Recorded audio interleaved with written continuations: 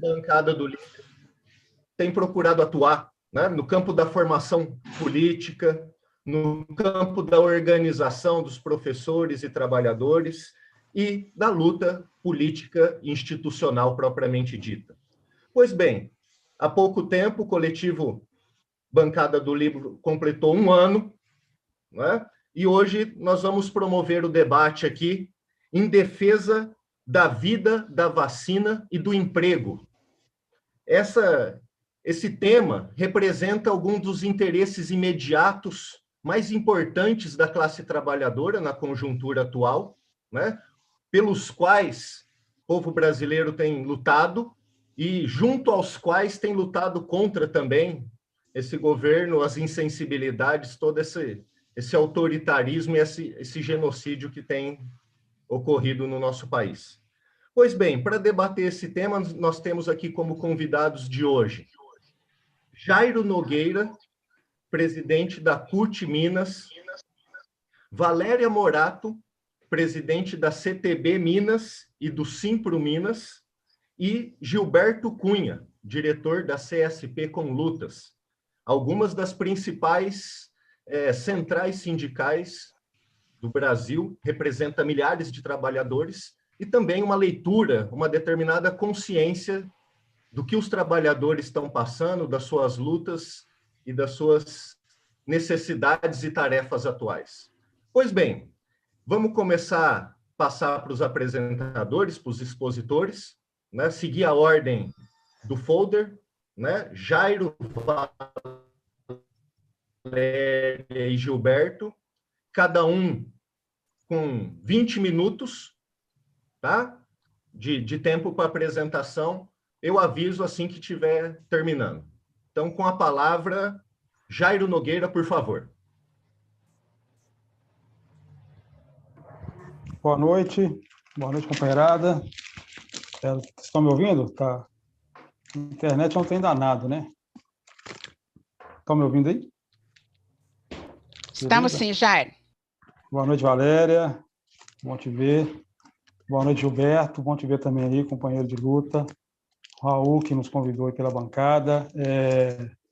Nós estamos aí vivendo um momento crítico, né, companheirada? Um momento que a gente, lá no início da pandemia, lá em março, né, se achou que ia ser um processo até rápido, né? Tinha gente falando que em julho voltaria à normalidade, e nós estamos vendo que a pandemia é muito mais grave do que foi se pensado lá no início, não é uma coisa nova para todos nós, mas que está aí fazendo um grande estrago na sociedade, principalmente na sociedade brasileira, até por falta de uma orientação do governo, né? Uma falta de orientação do governo, que nunca acreditou, que sempre minimizou essa questão da pandemia, tanto o governo federal quanto o governo Zema aqui no estado, né?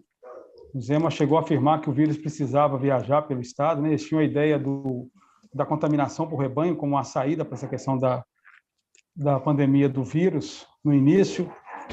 Não apostaram na descoberta de uma vacina e um tratamento, não apostaram no que tinha do início, que era a única coisa que a ciência nos falava para fazer, que era viável até hoje, que é a questão do distanciamento, da questão do uso de máscara, da questão de higienizar bem as mãos, que é o único meio disso, né? E nós estamos vendo agora várias vertentes do vírus aí aparecendo, e o Brasil, infelizmente, como um polo da doença no mundial, né? Até mesmo teve uma reunião da OMS, a Organização Mundial da Saúde, ontem, no dia de ontem, já colocando o Brasil como uma ameaça mundial na questão das cepas que estão aparecendo por aqui e de tudo que está acontecendo aqui no Brasil por falta de organização, né? Um país que sempre foi referência nas suas campanhas de vacinação e de imunizar a sua comunidade, e a gente, infelizmente, com um governo negacionista, um governo que não entende isso como um processo normal, um governo que está sempre pronto para brigar, uma coisa incrível, né? A gente está vivendo um momento de pandemia, um momento que a gente tinha que ter empatia entre as pessoas, a gente tinha que estar sendo mais solidário entre as pessoas, e você vê um governo colocando confusão na cabeça das pessoas, né? Um governo que não consegue coordenar.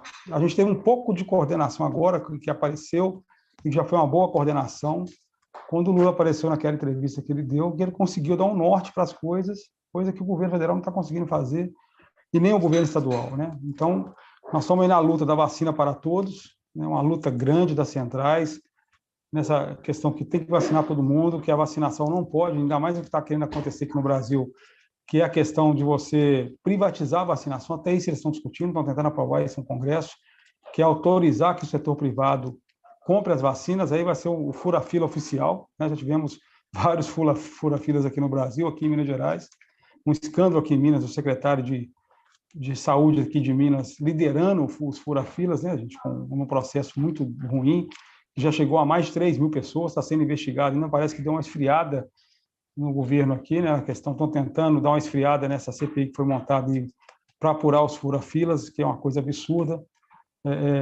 Então, a gente está vivendo esse caos aqui no Brasil nesse momento, e nós, trabalhadores, no meio desse fogo cruzado, né? Nós estamos no meio desse fogo cruzado, nós todos aqui temos uma pessoa conhecida, algum parente que foi contaminado pelo Covid, ou que perdeu algum parente, ou tem alguém que está em estado grave, porque a doença é muito grave e ela está aí, e não tem ainda solução. A vacina é o único remédio, por enquanto, que nós temos, o isolamento é o remédio, a questão do uso de máscaras, a questão de higienizar as mãos, é a única coisa que nós temos. Infelizmente, não é essa orientação que veio por parte do governo, inclusive na questão de proteger as pessoas, né? Nós estamos com vários comerciantes pequenos quebrando, porque não tem como abrir, gente. Ainda não teve um lockdown de verdade no Brasil, né? Deveria ter. A orientação dos cientistas no mundo inteiro é que o Brasil já deveria ter entrado em lockdown nacional, um lockdown de 21 a 30 dias, para poder segurar essa onda de mortes. Nós estamos tendo acima de 3.000, infelizmente, uma média absurda de mortes, né, de contaminações aqui no Brasil. Passamos já de 350 mil mortos. Então, assim, uma coisa absurda que nós estamos vivendo aqui no Brasil. E a gente precisa se ajudar nesse sentido, né? Nós, trabalhadores e trabalhadoras, precisamos de nos ajudar. E essa live aqui no dia de hoje é muito importante para isso, né? Para a gente poder fazer o debate, tem muita gente do estado inteiro que está assistindo, para a gente poder fazer um debate do que fazer nesse momento. As centrais têm passado orientações para a gente tem passado para os sindicatos, né?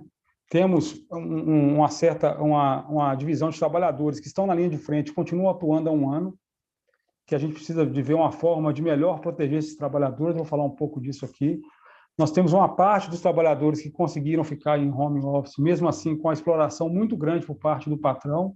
Nós vamos ter que conversar sobre isso também, como é que a gente se organiza, como é que regulamenta isso, porque está uma coisa absurda, o excesso, a jornada está excessiva para quem está em home office, né? Os patrões se aproveitaram disso, estão experimentando essa nova ferramenta, né, sem nenhum custo para eles, fica o custo quase todo para o trabalhador, o custo da internet, o custo da sua casa, do local onde ele vai fazer a sua apresentação.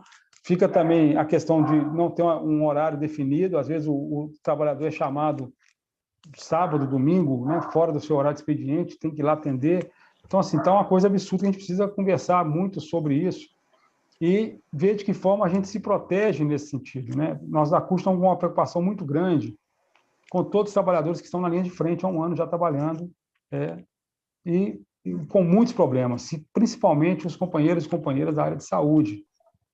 A gente tem feito uma pesquisa com relação a isso, a gente tem acompanhado várias categorias que estão aí representadas, né, da questão dos trabalhadores da área de saúde diretamente, que têm reclamado de uma jornada extensa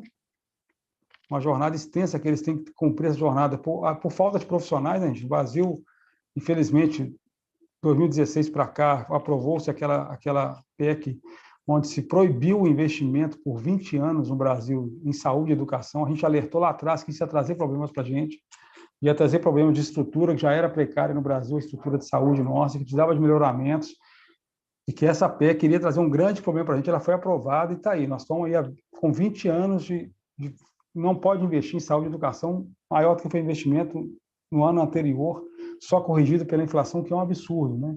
Então, a gente tem aí agora que ampliar os leitos de UTI, os leitos de enfermaria, mas não tem profissionais, porque os estados não investiram, o governo federal não investiu em concurso público, em trazer pessoas da área de saúde para estar compondo, que a ideia deles era reduzir e acabar com o SUS, a ideia deles era privatizar o SUS, a conversa que se tinha do governo federal anterior à pandemia era de privatizar o SUS, era acabar com tudo, era o Estado mínimo. Aqui em Minas Gerais, da mesma forma, o Zema, sempre pregando o Estado mínimo. Então, a ideia deles era privatizar o SUS, acabar com o SUS. Tiveram que recuar, porque nós estamos vendo agora que quem atende a população é o SUS. Quem está na linha de frente é o SUS para atender a população. O serviço público é que está fazendo todo o trabalho de atendimento da população. Lógico que tem a área privada que dar um certo suporte, mas o grosso do atendimento, o grosso do que é feito, da vacinação e tudo mais, do atendimento lá na UPA, né, que leva depois para o hospital, é tudo feito pelo serviço público. E as nossas UPAs estão lotadas, os nossos hospitais estão lotados, e não tem nem como abrir hospital de campanha, porque os caras não investiram na formação de novos profissionais de concurso, porque eles entendiam que a saúde não é coisa do Estado, a saúde pode ser uma coisa de mercado, e o mercado cuida disso. Se eles tivessem conseguido privatizar o SUS, companheiros e companheiras, nós estaríamos agora vivendo um caos. Vivendo o que está vivendo alguns países aí, os próprios Estados Unidos e Europa. A pessoa entra para dentro do hospital, é tratada, mas com a garantia, que ela tem que deixar lá uma garantia, e muitos estão deixando, estão tendo que vender imóveis nesses países para poder pagar o tratamento que foi feito, porque lá não tem tratamento público, como tem aqui no Brasil. Então, mantido o SUS enquanto um setor público foi de suma importância, e nós temos que continuar nessa luta para poder manter o SUS público, para poder ampliar a questão da saúde no Brasil, aproveitar essa pandemia para fazer esse debate com a sociedade entender que é necessário, tem que acabar-se com essa questão dessa PEC de 20 anos sem investimento em saúde, tem que voltar a investir em saúde fortemente para que a gente possa atender toda a população brasileira, porque, infelizmente, alguns especialistas dizem que essa não vai ser a última pandemia que nós vamos viver. Então, a gente vai precisar de ter um setor público de saúde muito fortalecido para a gente conseguir atender a população brasileira, né, e o povo brasileiro ter direito, que está na Constituição brasileira, à saúde, à educação de qualidade, que eles cortaram com a questão dessa PEC. Então, a gente tem aí esse trabalho com os trabalhadores de linha de frente, que nos preocupa muito, além do pessoal da saúde, outros trabalhadores que estão na linha de frente atuando há um ano sem cessar, e a gente está vendo aí um número assustador de contaminação nesses locais. Vimos na Petrobras, aqui na Regap, em Betim, né, que a Regap fez o absurdo durante a pandemia, Valéria, o absurdo que a Regap fez a parada de máquinas, que é a manutenção das suas máquinas, que pode ser programada, não precisa ser feita agora. Ela fez a tal da parada de máquinas, onde ela colocou dentro da Regap 2.000 trabalhadores terceirizados durante a pandemia, para fazer o trabalho que pode ser programado mais para frente, pode ser programado quando a situação estiver melhor. Isso deu um surto de contaminação na Regap, denunciada pelo Sindipetro, e o governo não recuou, acha que está certo, porque eles não acreditam na doença. E está lá 2.000 trabalhadores trabalhando na Regap, e a gente tentando ações na justiça para poder bloquear isso. Né? Você tem contaminações em excesso na CEMIG, na Copasa, acontecendo porque, o caso da CEMIG, por exemplo, eu sou funcionário da CEMIG há 33 anos. Nós temos o nosso serviço é de prioridade máxima. A energia não pode faltar em momento algum, ainda mais numa pandemia, onde as pessoas têm lá o respirador, tem a questão em casa, não pode faltar energia. Então, o nosso serviço é essencial, e nós estamos aí, enquanto eletricitários, à disposição da sociedade para atender no que for necessário, no essencial. Mas, olha só, nesse momento é o momento da gente estar indo na casa das pessoas fazer corte de energia, que é o que eles estão nos obrigando a fazer. Nesse momento está no momento da gente ir para a casa das pessoas, fazer inspeção lá no relógio, no padrão da pessoa, tendo que entrar na casa da pessoa, tendo que ter contato com as pessoas, sendo que esse serviço pode ser programado mais para frente. Não há necessidade disso. Não há necessidade disso. Isso tem aumentado a contaminação também na CEMIG por conta dessa irresponsabilidade do governo do Estado do Zema e da direção da empresa, onde nós colocamos o seguinte: nós vamos ficar à disposição da sociedade para atender qualquer falta de energia, para não deixar o sistema cair. E para fazer isso, a gente não precisa ter contato com a população, porque o sistema está todo ligado nas ruas, a gente pode fazer todo o trabalho de rua sem incomodar a população, sem ter contato com as pessoas da população, fazendo o nosso serviço, para a gente não estar levando o vírus e nem estar trazendo o vírus. A empresa também não aceitou isso, é um trabalho árduo que nós estamos fazendo, inclusive com a ajuda da Assembleia, com a ajuda da deputada Beatriz Cerqueira, para ver se a gente consegue barrar esse momento da CEMIG, por exemplo, dando um exemplo aqui da CEMIG, que está nesse surto também. Bancários, surto imenso. Imagina um banco. O banco é uma caixa fechada com ar-condicionado ligado, onde várias pessoas entram, lotado o dia inteiro, e o surto também está colocado entre os bancários de Covid. Então, nós precisamos também proteger esses trabalhadores da linha de frente, que estão atuando na linha de frente, que não pararam, que são serviços essenciais, que não tem como parar, mesmo quando tem alguma parada, seja onda roxa, vermelha, amarela, esses trabalhadores continuam, porque não pode fechar na visão deles. Um lockdown sério fecharia tudo, né? A gente ficaria só com o essencial mesmo aberto. Então, a gente precisa defender esses trabalhadores e trabalhadoras nesse momento também, quem está na linha de frente. Então, é um trabalho, vamos ter que fazer um debate entre nós aqui das centrais, de que forma fazer isso, de que forma proteger a população. E uma questão colocada por nós, a defesa nossa, do auxílio emergencial de no mínimo R$600, que ainda é pouco, para que as pessoas tenham condições de ficar em casa A gente viu agora aqui em Belo Horizonte, eu sei que está sendo transmitido para o estado inteiro, mas na questão de ter fechado um pouco a cidade aqui, Raul, o nível de contaminação em BH baixou, está no verde de novo. Então, é essa experiência que o mundo inteiro está tendo, e é o que é possível fazer, gente. E o governo daqui, de Minas e do Brasil, quer inventar a roda num momento desse. O que dá para se fazer é isso, é fechar as coisas. E para se fechar as coisas, você tem que garantir que aquele pequeno comerciante, porque o grande comerciante está ganhando dinheiro. A gente está vendo que esses caras estão ganhando muito dinheiro. Aplicativos, o agronegócio, estão enriquecendo mais na pandemia. Estou falando lá do pequeno negociante, aquele comerciante de um comérciozinho que teve que fechar, que é o sustento da família. Esse comerciante ele tem que ter uma ajuda do governo. Ele tem que ter um recurso do governo colocado para ele. Juntamente com o trabalhador, que vai ter que ficar em casa, que não vai poder ir para o ônibus, lotar tudo, vai ter que ficar em casa. Tem que ter um recurso agora do governo. Não vai ser depois que morrer 500 mil pessoas, o governo vai estar com esse recurso. Então, nós temos que brigar por essa questão também, do auxílio emergencial de fato. Não é R$ 150 que vai ajudar as pessoas, nem os 600 estava ajudando. Né? Então, a gente precisa ter esse colocado agora, né? Aqui no Brasil, essa luta nossa por vacina para todos, um auxílio emergencial que dê para a pessoa ficar em casa, e um auxílio para o pequeno comerciante, um pequeno ali, proprietário de loja, para ele poder também conseguir se manter nesse momento que ele precisa fechar a sua loja. Né? E nós estamos vendo um outro absurdo agora colocado. Não sei como é que está meu tempo aí, Raul, depois você me avisa. Que olha só, gente, nós estamos discutindo tudo aqui da valorização do SUS. Companheiro. Oi? 5 minutos. Tudo bem, vou tentar terminar em 5 minutos. Olha só, nós estamos vivendo todo esse caos, né, do setor público, os nossos companheiros e companheiras da saúde fazendo o máximo possível para poder manter as pessoas bem atendidas, manter o sistema de saúde ativo, com jornadas excessivas, deixando de ir em casa, deixando de visitar suas familiares para não levar doença, ficando à disposição aí nesse tempo todo. E o governo vem com qual presente? O governo federal vai com qual presente para esses companheiros e companheiras nossas? Vem com a PEC 32, a reforma administrativa, que está tentando se passar no Congresso. Está aí, nós estamos na luta para tentar evitar que passe essa questão da reforma administrativa, mas o governo está forçando a barra, colocando de novo como a solução para a salvação do Brasil essa reforma. É uma PEC que ele está aí, a PEC 32, e nós já vivemos esse lenga-lenga, gente. O Guedes, que ele já falou lá atrás, que para resolver a situação do Brasil, teve que ter reforma da Previdência. Teve e não resolveu. Nós avisamos lá atrás que não ia resolver.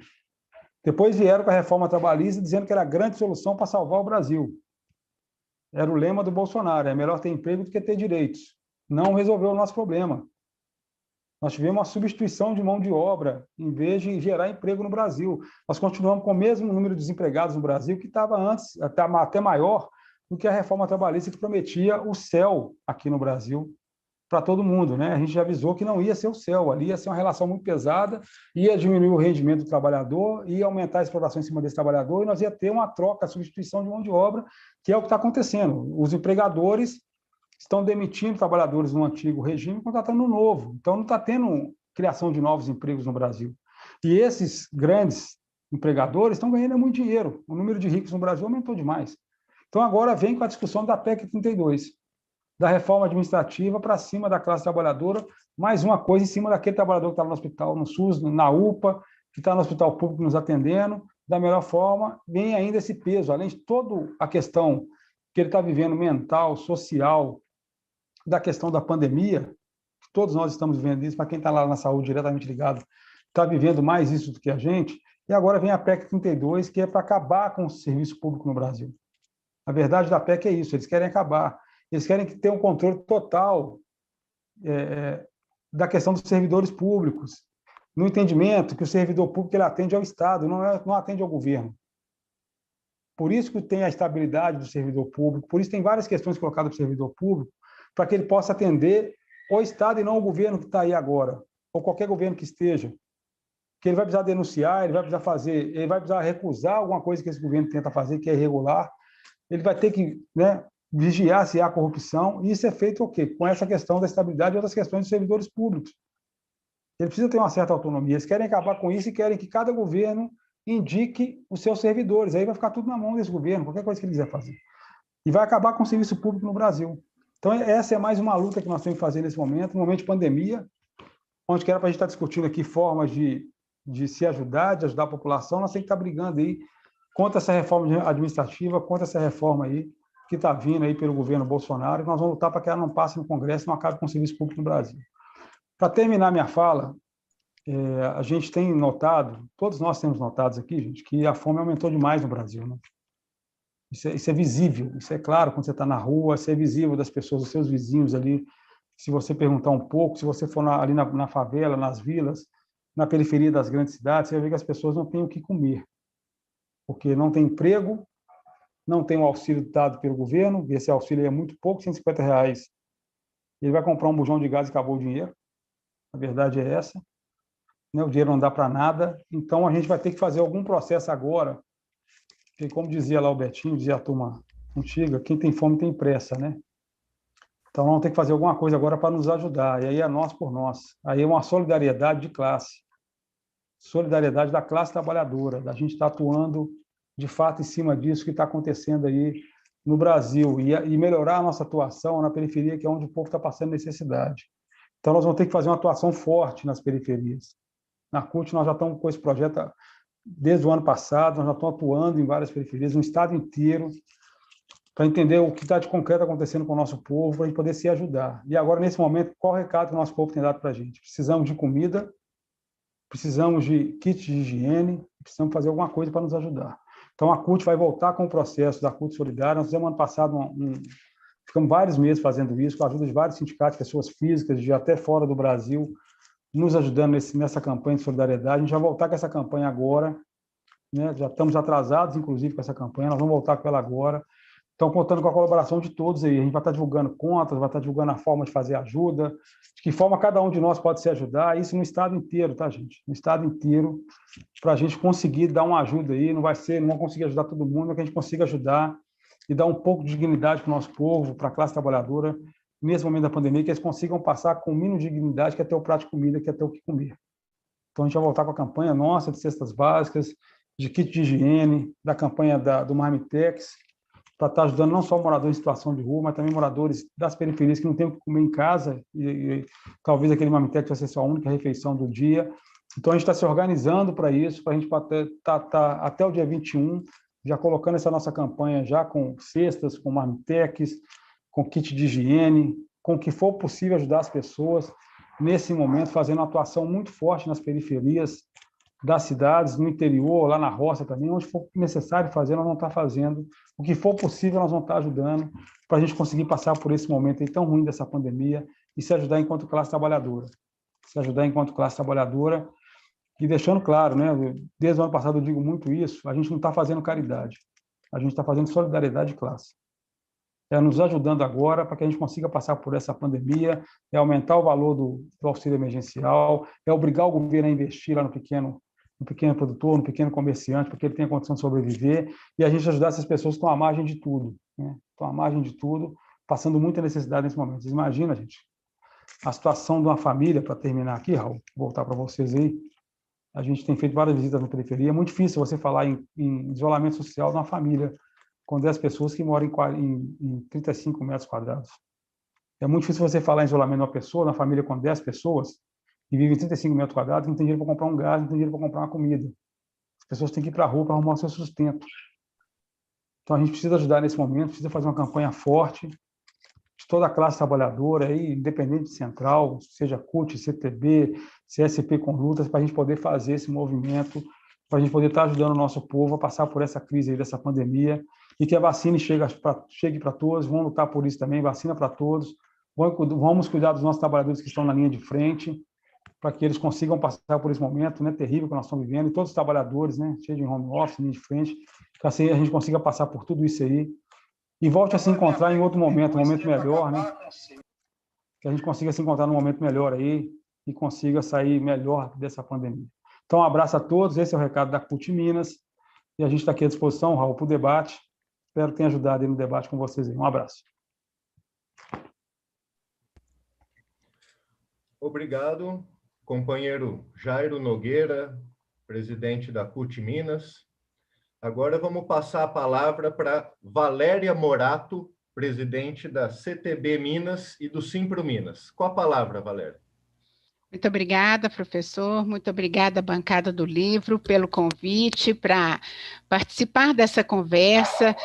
Jairo, prazer, Gilberto, que são os meus companheiros de debate, a todos que nos ouvem, a todas que nos acompanham nesse momento. Acho que a pandemia, ela nos trouxe, vamos falar disso, né, sobre os efeitos negativos que ela nos trouxe, e apesar do cansaço, apesar do trabalho tão extenuante pela via remota, pelo menos nós podemos ter como é que eu digo, temos aí o alento de que podemos conversar com pessoas de várias partes do Brasil ao mesmo tempo, sem nos deslocar muito, né? Em Minas Gerais isso é uma graça, porque um país, um estado desse tamanho, é muito difícil a gente enfrentar as estradas para poder fazer um debate dessa magnitude, né, Jairo? Você fica um dia na estrada para ir, para fazer o debate, outro dia para voltar, mas a gente está firme na luta. E como foi dito aí pelo Jairo, né, e é a proposta um pouco desse debate, nós, infelizmente, estamos num ambiente, o Brasil em especial, de grave crise sanitária, né, econômica e política, e também de uma conturbada transição geopolítica no mundo. Essa política de restauração neoliberal inaugurada pelo golpe de Estado que nós sofremos em 2016 e radicalizada agora pelo governo neofascista, né, de Jair Bolsonaro, agravou muito a situação e constituiu aí um maior obstáculo, vamos dizer assim, à recuperação da economia, do emprego e da renda. O desemprego está em índices aí alarmantes, né? Mais de 50% da população em idade ativa não encontra ocupação, sendo condenada a uma ociosidade forçada, o que, de resto, configura um desperdício enorme de forças produtivas junto a um grande sofrimento do povo, que é ampliado pelas consequências devastadoras aí da pandemia. Nós, aqui no Brasil, ingressamos no mês de abril respondendo por nada menos que 1/3 das mortes por Covid no mundo, com cemitérios e hospitais superlotados, doentes morrendo nas filas das UTIs, um recorde a cada dia de mortes. E a tragédia é produzida pelo recorde a cada dia de mortes.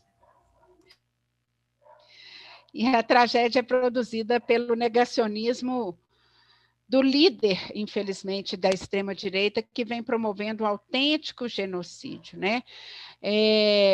O tempo, acho, que vai deixar mais claro o que já é inegável hoje. Grande parte das mortes que temos sofrido no Brasil é responsabilidade direta do presidente da República. Ele agiu e age deliberadamente para que o vírus se espalhasse, né? E como bem lembrou o Jairo, em nível de Estado, nós temos aí um governo que disse que é a naturalidade do vírus viajar, até que colocou o Estado inteiro em onda roxa.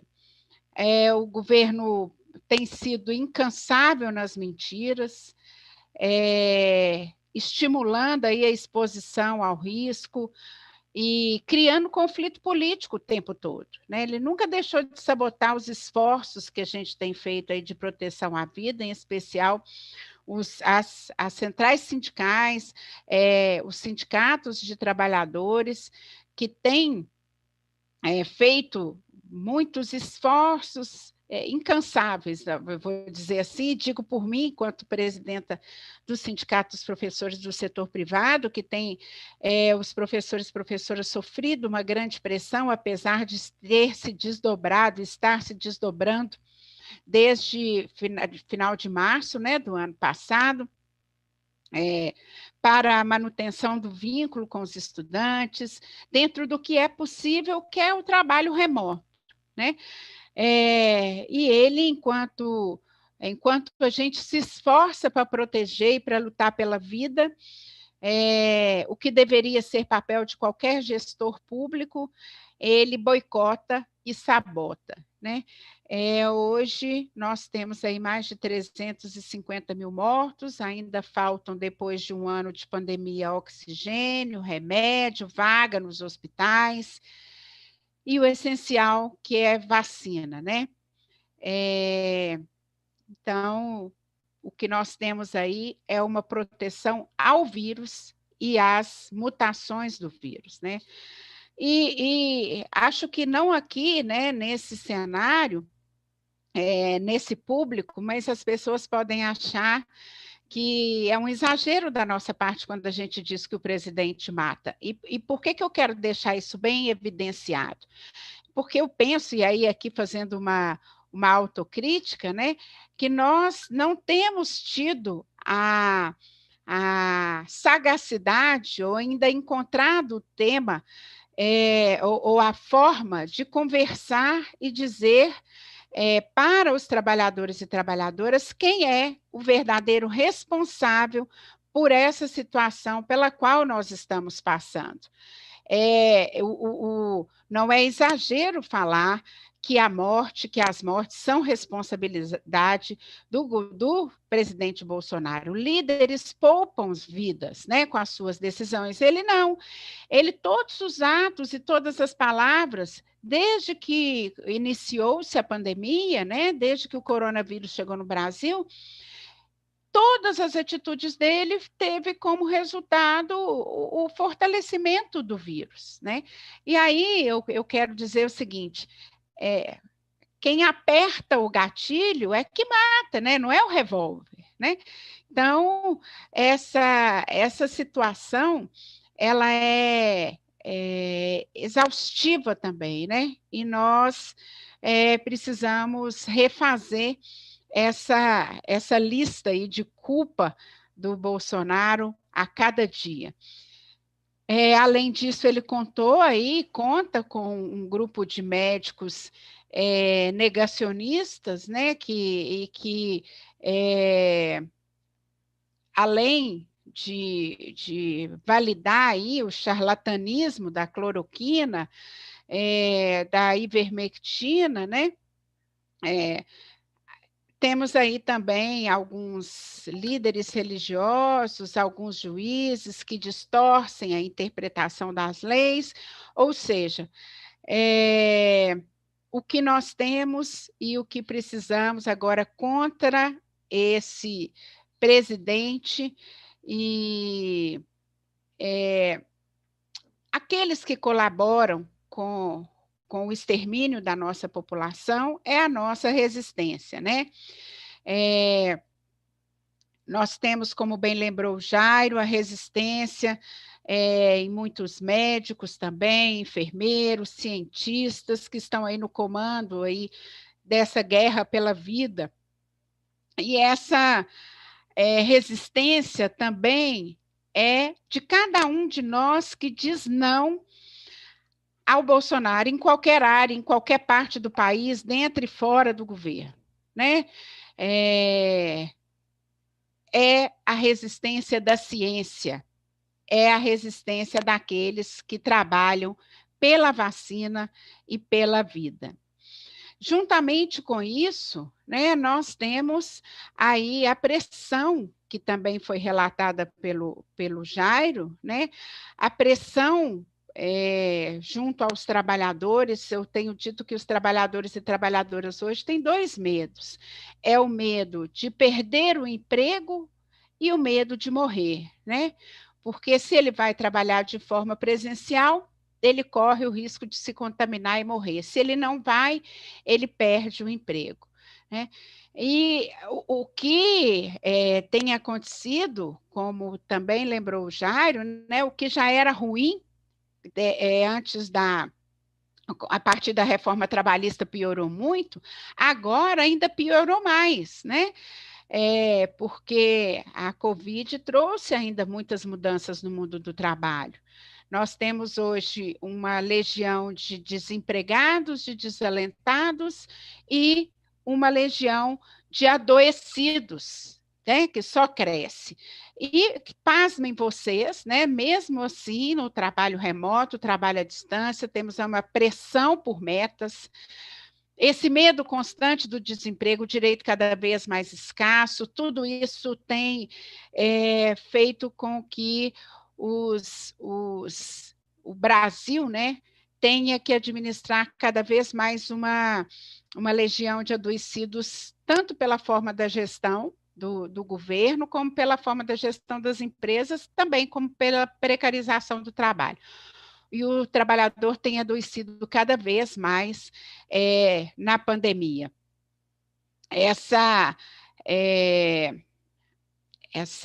pressão, né, aí que é dada pelos empresários, pelo patronal, junto aos trabalhadores, soma-se também aos baixos salários, ao ambiente de incerteza e insegurança que tem perpassado aí o mundo do trabalho atualmente. Então, um exemplo que podemos localizar na ampliação, o Jairo também chama atenção para isso, na ampliação do uso do teletrabalho e do home office, né? Essas formas de organização do trabalho que têm incorporado em muitas situações os chamados planos de trabalho, sob o pretexto de que está sendo realizado à distância, sem o controle direto da chefia imediata, está sendo construído esse falso argumento aí de metas de um plano de trabalho que precisa ser atingido. Isso tudo ainda, e assim, não culpem o mensageiro pela mensagem, né? A gente tem aqui, a gente traz, Jairo e eu até agora, e acredito que o Gilberto também, o que a gente traz, infelizmente, é a realidade do nosso país, a qual nós precisamos conhecer para mudar, conhecer para dizer e responsabilizar aqueles que têm responsabilidade por direito e que de fato, né, de fato e de direito, e que precisam também através da realidade que nós vamos do conhecimento da realidade que nós vamos alterar, né? Voltando um pouquinho e agora falando o fim da fala do Jairo, né, pegando um pouco o fim da fala do Jairo, e eu vou chamar aqui a atenção, porque é possível agir de uma outra forma, né? Entre 2003 e 2014, a taxa de pobreza extrema no Brasil caiu de 11% para 2,7%. E esse processo se deu por duas dimensões, né? Pelo crescimento econômico e pela redistribuição de renda. E o que nós vemos hoje? Hoje nós vemos, depois de um ano de pandemia, uma população morta ou adoecida, ou ainda abaixo da linha, voltando para baixo da linha da pobreza, enquanto um grupo pequeno, seleto, torna-se bilionário, né? Então, o que de 2015, por exemplo, nós tivemos aí a crise econômica, né, mundial, e aquele não reconhecimento por parte da direita de ter perdido a eleição de 2014, fez com que o crescimento da extrema pobreza voltasse a acontecer. E a insegurança alimentar hoje, né, que era de 10 milhões de pessoas em 2017 e 2018, atingem hoje quase 37% dos domicílios brasileiros, que são 55% da população, 19 milhões de brasileiros, quase 9 milhões a mais que 2017 e 2018. 18, né? E a previsão do auxílio emergencial, que é de R$250 por mês, e foi noticiado que já estava, seria pago a partir de agora, né? Não foi, né? Continua travado o acesso. Esse auxílio emergencial para a família de 2 pessoas, e com a restrição de apenas uma poder receber, isso significa uma renda mínima de R$ 8,33 por dia, né? Abaixo da linha da pobreza, e quanto mais pessoas no domicílio, Jairo também chamou atenção para isso, menor a renda per capita. Nós temos, e já vimos, né, nós temos aí a expertise, e já fizemos, né, já elaboramos e implementamos políticas públicas de combate à pobreza, de modo coordenado, eficiente, né, que teve capilaridade, porém é necessário vontade política, é necessário escolha de combate, né? Professora, E a pobreza... Pois não? 5 minutos, tá? Terminando, tá bom, muito obrigada. A pobreza é, antes de tudo, pessoal, política, porque ela é resultado das estruturas da desigualdade, da marginalização sobre as quais o Brasil foi construído, e que, se durante um tempo a gente conseguiu diminuir, volta de forma avassaladora. O retrato da fome no nosso país é uma mulher negra, é mãe solo. E esse quadro não se deu por acaso. A fome tem sido um instrumento de dominação que transforma, né, os seres humanos em corpos, vamos dizer assim, descartáveis, e vidas em função de servir, né?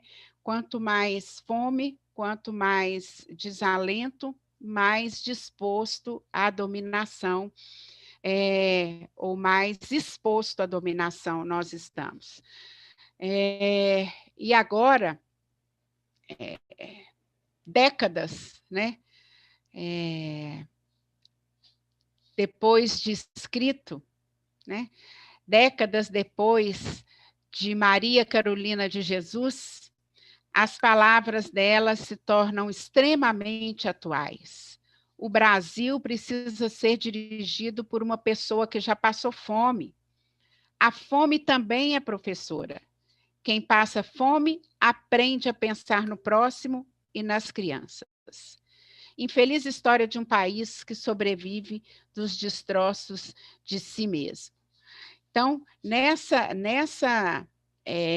com essas ponderações, né, com essas informações, com essa avaliação, eu termino dizendo que cabe a nós, lideranças sindicais, movimentos sociais, precisamos urgentemente formar uma ampla frente social e política para parar com a crise sanitária e intensificar essa campanha do Fora Bolsonaro. Nós precisamos afastar esse genocida do Palácio do Planalto para poder mudar a política econômica, promover a recuperação da economia e do emprego e trazer de volta a vida para o povo brasileiro. Estamos aí, assim como a CUT, dizendo que é extremamente necessário, nesse momento, vacina no braço e comida no prato. É isso que nós precisamos. Muito obrigada. Obrigado, professora Valéria Morato, da CTB e do Simpro Minas. E agora vamos passar a palavra para o companheiro Gilberto, diretor da CSP Com Lutas, já foi candidato a prefeito de Uberlândia algumas vezes. Então, é um prazer tê-lo aqui. Com a palavra, Gilberto. Aliás, candidato, acho que já foi 5 ou 6 vezes, foi tantas vezes que eu nem me lembro. Mas, a primeira coisa, eu queria agradecer o convite, não é isso? Entendendo que esse momento é extremamente importante, né, sobre vários aspectos, mas principalmente porque é um momento absolutamente especial na história, né, da humanidade. Um momento em que fica cada vez mais claro que esse sistema que a gente vive, né, que a gente chama de capitalista, ele está completamente levando a população mundial a um grau de miséria, né, de destruição, de morte, né, que raras vezes na história da humanidade a gente assistiu. Ao mesmo tempo que a miséria corre solta pelo mundo afora, nós vemos que um pequeno núcleo da grande burguesia do planeta está se enriquecendo cada vez mais.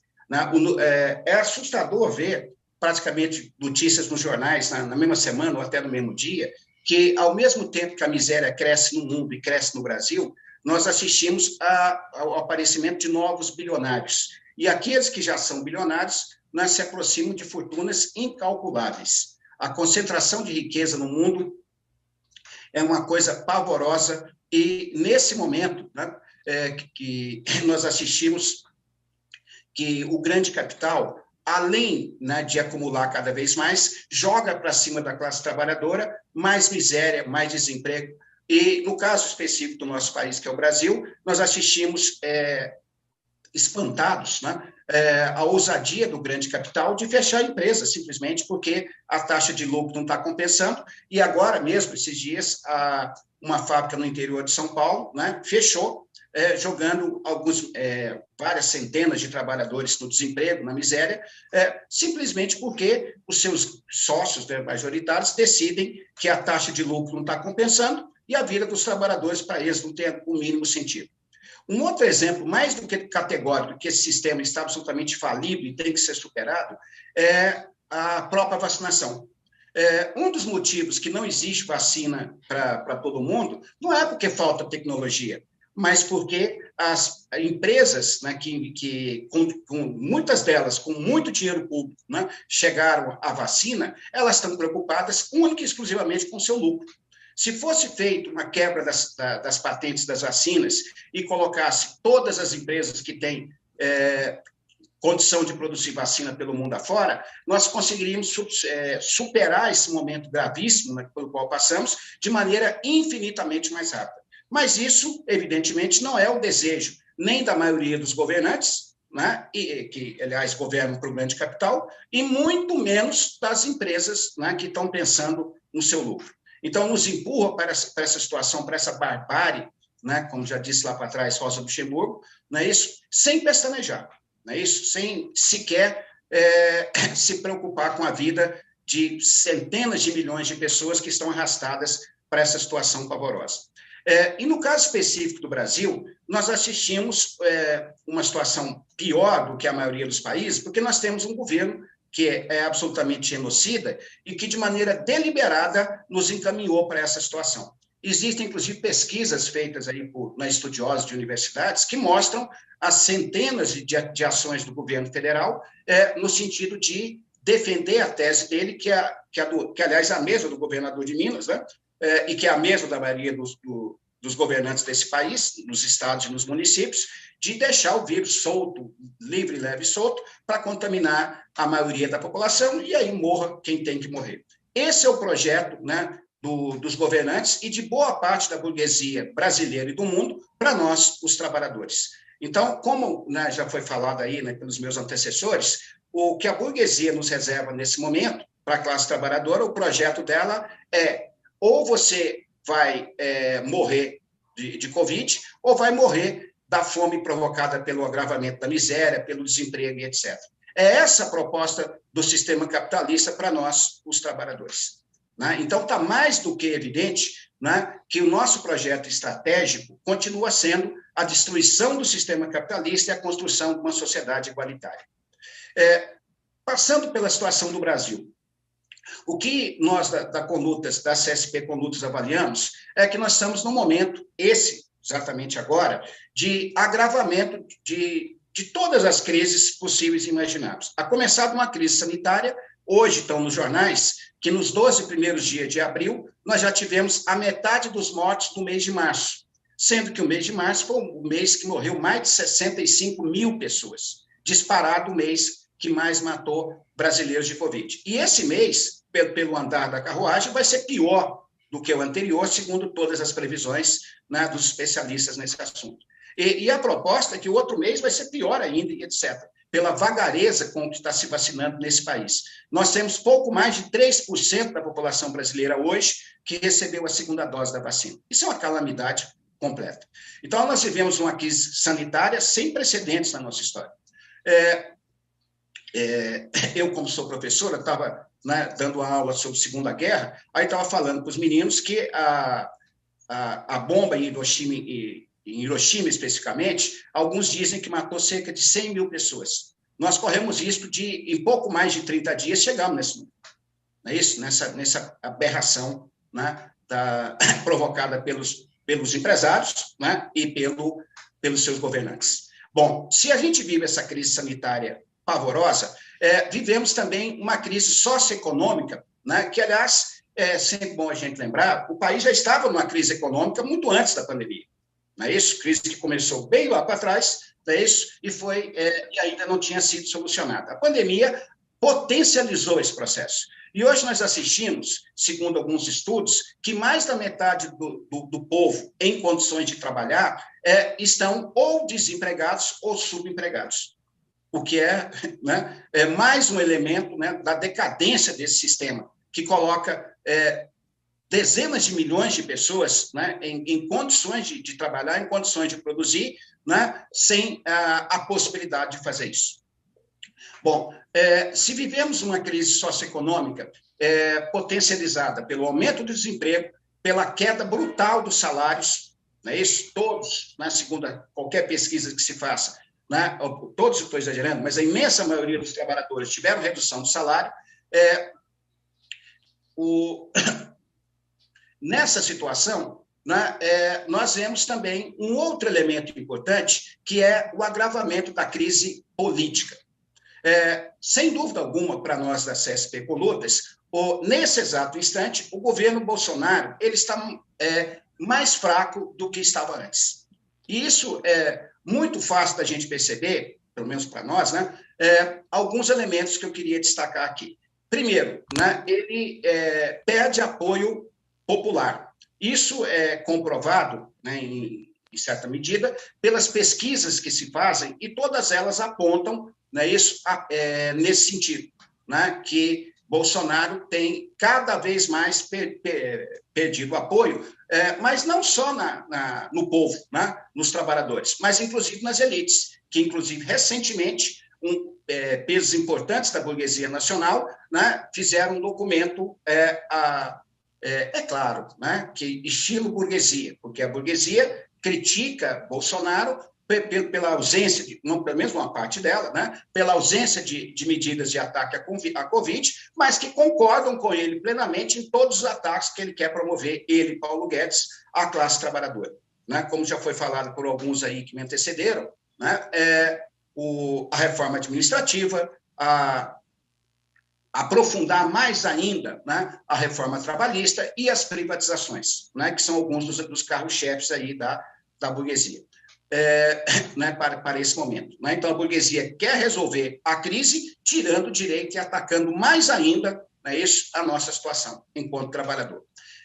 Mas é evidente para nós, volto a insistir, que Bolsonaro, em todos os segmentos da sociedade, nos setores médios, né, na classe média, na classe trabalhadora e em partes da burguesia, ele perde sustentação, ele perde apoio. Mas isso, em maneira nenhuma, significa que Bolsonaro está morto, que ele está destruído. Não é isso? Porque ele ainda tem uma base de sustentação que a gente... É impreciso ter uma avaliação absolutamente certinha, mas que pelas pesquisas dá para a gente observar que é algo em torno entre 15% e 20%, que é um setor da sociedade que o apoia de maneira quase que incondicional, né? Por diferentes motivos, mas que continuam seguindo o Bolsonaro. Mas, e setores, né, importantes ainda do grande capital, apesar de ele estar perdendo nesse segmento. Mas não é só isso. Existem alguns elementos na realidade, como, por exemplo, né, o altíssimo desemprego que nós estamos vivendo, o agravamento da miséria, a pandemia, que inibem que lutas mais potencializadas, né, aconteçam nesse momento. Né? Então, isso, evidentemente, que é um fator importante. A classe trabalhadora ela está cada vez mais insatisfeita, né, com o governo, isso é visível. Né? Só a gente conversar com as pessoas, na medida do possível, né, nesse mundo pandêmico, que a gente percebe nitidamente isso. Mas, em compensação, não estão ocorrendo grandes lutas, né, pelos elementos que eu coloquei, nesse momento, né, na situação brasileira. Agora, Bolsonaro, né, não só não está morto, né, como, apesar do enfraquecimento, ele tenta, de todas as maneiras, alimentar o seu projeto, que é implantar um governo autoritário, né, isso nos moldes de uma ditadura no Brasil.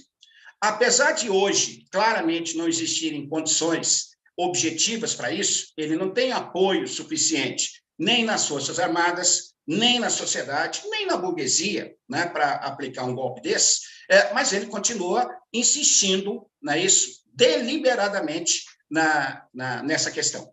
Né? E as medidas que ele, as ações que ele toma, né, no sentido de incentivar os seus bolsões de apoio, né, isso, inclusive nos meios militares, né, e entre eles, né, não podemos esquecer, nas polícias militares, nas polícias estaduais, tudo nesse sentido.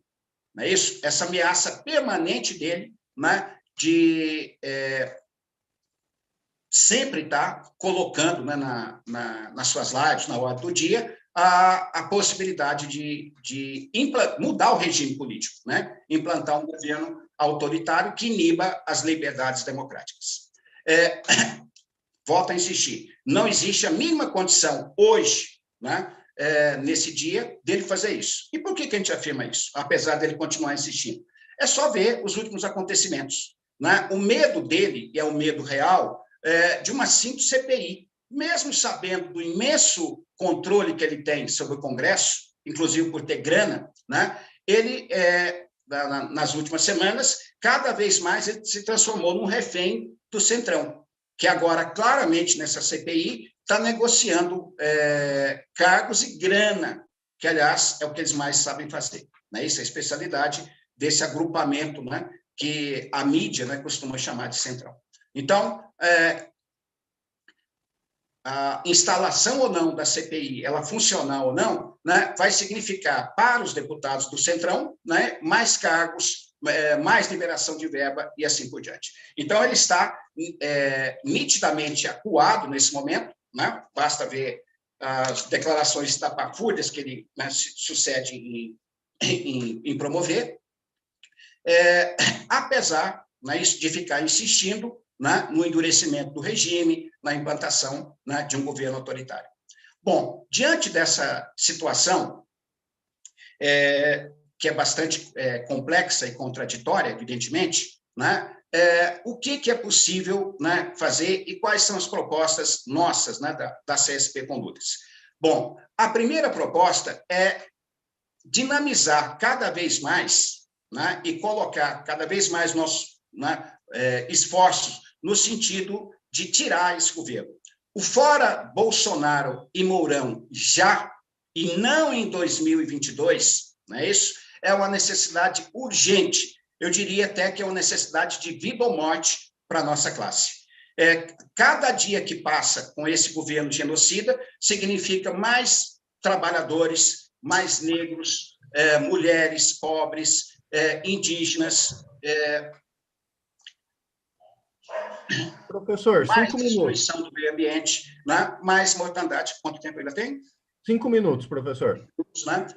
Então, é exatamente por isso que nós não temos um segundo a perder, né, no sentido de dinamizar todos os mecanismos que a gente puder fazer, no sentido de impulsionar a campanha fora Bolsonaro e Mourão já.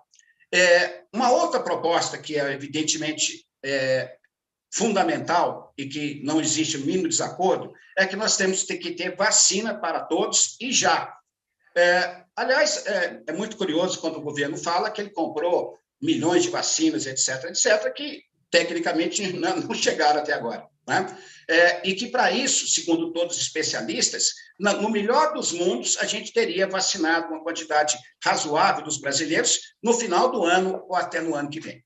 Né? Isso que seria a gente acumular mais umas centenas de milhares de mortos, né, e adoentados nesse país. Então, a necessidade de vacina para todos, ela está casada com a necessidade da quebra das patentes das vacinas já.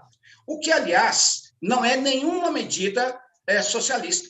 Isso já foi feito no Brasil várias vezes, até por governos, né, identificados claramente com a nata da burguesia, que fez isso, por exemplo, com genéricos e com vários outros medicamentos. Então, é uma questão de sobrevivência, literalmente, né, encampar a proposta de quebra das vacinas. Aliás, é proposta que não é, né, não é da CSP Condutas, é uma proposta que até setores dos próprios organismos internacionais já chegaram a defender. Até o governo da Índia, né, já chegou a defender. Ao lado disso, auxílio emergencial decente, né, é mais um elemento importante para a gente perceber a cara da burguesia. Não é isso? A burguesia aqui no Brasil acabou de aprovar, através dos seus representantes no Congresso, o auxílio emergencial que chega ao absurdo, como todo mundo aqui sabe, de R$150, o que não paga nem um almoço desses caras, não é isso, lá em Brasília. Não é isso? E eles querem que um trabalhador ou uma trabalhadora sobreviva um mês, não é isso, com essa miséria, né, de R$150. Então, é mais uma vez, né, a demonstração da cara da burguesia brasileira e como é que ela pensa que deve se viver os trabalhadores. Né? Nada mais evidente do que isso. Agora, para que a gente consiga isso e mais auxílio para os pequenos empresários, não é isso? Poderem fechar os seus negócios e sobreviverem, para que a gente leve essas propostas para frente, nós, da Conlutas, estamos batalhando, junto, né, discutindo com as outras centrais, inclusive, a necessidade de uma greve sanitária. É fundamental isso, né, todas as pessoas que têm alguma consequência, né, na profissão e trabalham com a medicina, já defenderam que só um lockdown de pelo menos 3, 4 semanas, né, pelo menos né, em torno de um mês, que pode paralisar essa violentíssima mortandade que no Brasil já chegou a ultrapassar, em alguns dias, né, 4.000 pessoas mortas. Então, só um lockdown de verdade, e não esses, né, fake, que é feito, inclusive na minha cidade, aqui em Uberlândia, é isso, em que finge que está se fazendo lockdown, mas os ônibus continuam lotados, as fábricas continuam, né, com seus trabalhadores. Só uma medida extrema como essa poderia salvar a vida de algumas dezenas ou talvez centenas de brasileiros. Agora, para que a gente chegue no lockdown, é necessário que a gente pressione, né, isso, os governantes, né, e os empresários. E qual a maneira que nós, da Conlutas, né, estamos propondo? Uma greve geral sanitária. Né? E o que seria, de maneira bem simplesinha, essa greve geral sanitária? É uma greve em que os trabalhadores paralisariam o trabalho, né? Com exceção, é claro, dos setores essenciais, obviamente, e ficariam em casa, porque aqui não tem ninguém maluco, né, de defender passeatas, etc., etc. Mas essa é a única maneira que a burguesia e os governantes entendem, né, isso, para que encaminhe o restante das nossas propostas. Ou seja, encaminhe efetivamente um auxílio emergencial que seja decente, né, para salvar a vida da classe trabalhadora que está morrendo de fome, e, para concluir, né, para impulsionar a própria luta para tirar esse governo.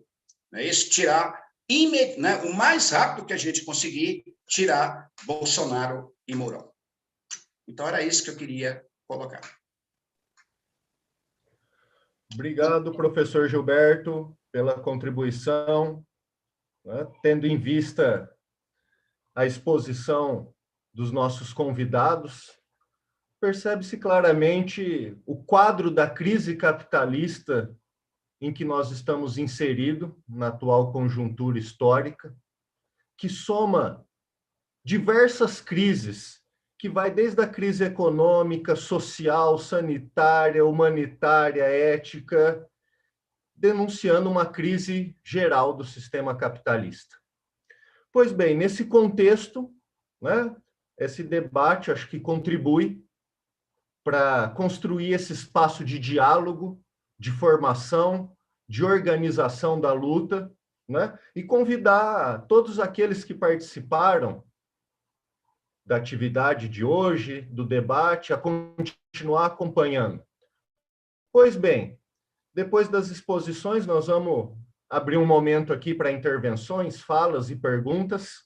É só inscrever o nome aqui no chat, que a gente vai acompanhando e passando a palavra, né? Então, está aberto as inscrições. Quem quiser contribuir, quem quiser fazer alguma questão, fica à vontade, tá? Pois bem, enquanto o pessoal vai, né, se encorajando aí, vou encaminhando uma primeira reflexão aqui a partir das falas, né, para os nossos convidados, que a partir do que vocês falaram, né, fica muito evidente que nós estamos numa luta defensiva, vamos falar assim, de resistência, lutando não tanto para conquistar coisas, mas para defender coisas, né? Defender a vida, defender, né, a saúde. Alguns falavam, né, algumas frases ditas: precisamos de comida, né? Greve em defesa da vida. Pois bem, então estamos nesse quadro de defesa. Mas é muito difícil a gente defender sem ter uma esperança, né? Sem ter uma coisa, vislumbrar alguma coisa para o futuro. Mesmo fazendo uma luta defensiva, por vezes é importante a gente refletir também sobre, né, como construir essa esperança para depois disso, porque senão você fica sem ânimo, né? Você só pensando em questões muito imediatas. Então, eu deixaria uma reflexão aqui, né, para os convidados, né? O que a gente pode acumular para o futuro, alimentar de esperança, tirar de lições e até de experiências práticas? O que a gente pode construir, acumular nesse quadro? Ou é uma luta que a gente tem que pôr na cabeça que só resistir é o fundamental, né? Enfim, queria pôr esse tema da esperança para além da conjuntura trágica, que a esperança é uma força motora da luta. Se a gente não consegue inflar a esperança, fica difícil até lutar, não se entregar. Então, resumindo, né, o que a gente poderia construir, aprender a tirar disso para depois? Bom, feita essa introdução aqui, essa problematização, passo a palavra para o primeiro inscrito, Raul, por favor. Boa noite, Néspore, boa noite a todos os convidados. Um debate maravilhoso, um nível lá em cima. Eu estou gostando muito, estou aprendendo demais. Eu queria fazer algumas colocações. Primeiro, para Valéria. Valéria, aqui a maioria são trabalhadores, dirigentes sindicais do Sindiúti. Nós temos gente aqui, vários companheiros de várias regiões do Estado. E está me preocupando uma coisa. Em São Paulo, eles conseguiram aprovar a educação como sendo atividade essencial. E por aí eles estão retornando às aulas tanto do município como também da rede estadual. Tá? Aqui em Minas, eles estão tentando fazer isso. Em fevereiro, o Gilberto tinha falado, o nosso prefeito daqui da cidade de Uberlândia voltou às aulas, certo? Aí depois o Ministério Público segurou. Então, Valéria, amanhã será votado o projeto-lei 5955 na Câmara Federal, onde coloca a educação como atividade essencial a nível nacional, pegando, sobretudo, a rede particular de ensino. Então, gostaria que você abordasse esse assunto, porque em Minas Gerais, como o governo do Estado não conseguiu fazer aquilo que o Ministério Público tinha colocado como protocolo, eles não cumpriram, então isso daí é uma tentativa de voltar às aulas. Companheiro Jairo, você abordou uma questão que para nós vai ser crucial daqui para frente na luta dos trabalhadores, que é a questão da reforma administrativa, certo? Essa reforma administrativa que começa a nível federal vai descer a nível do Estado e também do município. Ou seja, o funcionalismo público não vai mais ter aposentadoria, certo? O funcionalismo público não receberá aumento, enfim, é uma destruição do serviço público. E assim você bem disse, né? Na hora, primeiro eles privatizaram me fugiu agora o nome, que explorava lá em Brumadinho. Eu esqueci o nome, me ajudem. Era uma empresa estatal, eles privatizaram... Vale do Rio Doce. Vale do Rio Doce. Obrigado, Valéria. Privatizaram a Vale do Rio Doce e o que aconteceu? Quase 300 mortos. E quem é que foi lá tirar, socorrer e pegar os corpos? Corpo de bombeiro, que é o quê? Que faz parte do funcionalismo público. Agora, se não tivéssemos o SUS, o que seria da gente nessa pandemia? Você estava falando, Jair, lá nos Estados Unidos, quem não tem dinheiro não entra no hospital, não interessa o que aconteça. Não vai entrar no hospital, tem que vender um monte de coisa, porque não adianta, eles não são atendidos. Então, nós devemos fazer essa campanha de preservação do SUS. E, Gilberto, a última questão, né, colocado na pauta do dia, o impeachment. Para se ter o impeachment, nós necessitamos, além da pressão no parlamento, nós necessitamos também do povo na rua, certo? E, infelizmente, pela pandemia, como você bem disse, nós não somos irresponsáveis de chamar o pessoal para ir para as ruas, né? Como que seria esse meio de campo, certo? Como que a gente faria para mobilizar o pessoal? Paro por aqui, muito obrigado por vocês terem aceito o nosso convite. Obrigado, Raul. Agora vamos passar a palavra para Wander Franco. É isso? O Wander Franco. Boa tarde, companheiros e companheiras. Boa noite, né? Eu queria parabenizar todos os palestrantes aí, que se saíram muito bem. E até contribuindo um pouco com o questionamento do Raul, o que eu queria sugerir é que parece que temos acordo, que precisamos tirar o governo, que precisamos resolver essa situação. São a média de 3 a 4 mil mortes por dia, né? Hoje anunciou que está voltando aí agora um estudo do governo para suspender os contratos de trabalhos e também abaixar salários, aquela proposta que ele fez no ano passado, eu vi hoje na mídia. Eu acho que nós temos que ter unidade dessas centrais que estão participando desse debate na luta. Não podemos chamar o povo para a rua, que realmente é uma irresponsabilidade, mas nós podemos colocar carro de som, podemos levar panfletos, podemos utilizar carreatas. Nós mesmos de Monte Carmelo participamos de quase todas as carreatas que estiveram aí, né? Na época que nós podíamos ir à rua, nós fizemos o Elinão em Uberlândia, que deu quase 10 mil pessoas, foi uma vitória muito grande. Então, eu queria deixar essa sugestão. Nós precisamos pôr em prática a nossa unidade, né? E porque, como o Raul colocou, a CPI só avança se tiver mobilização. E hoje, ainda bem, nós podemos furar a mídia com as redes sociais e com essas lutas. Então, eu sugiro que façamos panfletos, que marquemos carreata mais constantemente, que vamos para a rua, porque, infelizmente, não há outro meio com essa pandemia que está aí. E precisamos, inclusive, preservar a vida dos dirigentes, né, e da nossa militância. Agora, é muito importante que essas atividades sejam tiradas e realmente sejam colocadas em prática. Eu não vou fazer perguntas especificamente para cada um dos palestrantes, acho que todos se saíram muito bem, mas a fome bate à porta, né, a morte bate à porta e o desemprego mais ainda. Então, parabéns a todos. Eu espero que possamos marcar uma reunião, que vocês, principalmente de Uberlândia, que é a nossa capital regional, possa marcar uma reunião para a gente estar saindo para essas lutas. Só para vocês terem noção da crise no interior, aqui em Monte Carmelo teve um dia que morreu 8 pessoas.